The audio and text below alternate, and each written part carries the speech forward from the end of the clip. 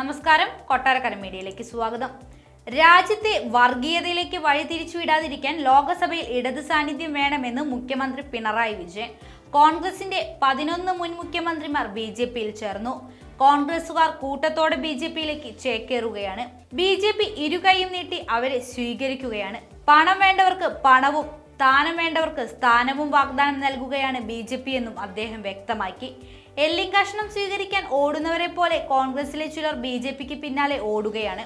കോൺഗ്രസുകാർ ജയിച്ചാൽ കോൺഗ്രസ് ആയി നിൽക്കുമോ? ആർക്കെങ്കിലും അതിന് ഗ്യാരണ്ടി പറയാൻ കഴിയുമോ? ജനാധിപത്യ വ്യവസ്ഥയ്ക്ക് നാണക്കേടുണ്ടാക്കുന്ന വിഭാഗമായി കോൺഗ്രസ് മാറി. ഗോവയിൽ ഇക്കാര്യങ്ങൾ കണ്ടു. ഹിമാചലിലും തനിയാവർത്തനമാണ്. സംസ്ഥാനത്ത് ഒരാൾ പരസ്യമായി BJPയിലേക്ക് ചേർന്നല്ലോ. വിലപേശൽ നടക്കുകയാണ്. ഇതിൽ വിലയുറപ്പിച്ചവരുമുണ്ട്. പറ്റിയ സമയത്ത് മാറ്റാമെന്ന് വാഗ്ദാനം ചെയ്തവരുണ്ട്. ഒരു കോൺഗ്രസുകാരനെ എങ്ങനെ വിശ്വസിച്ച് വിജയിപ്പിക്കുക?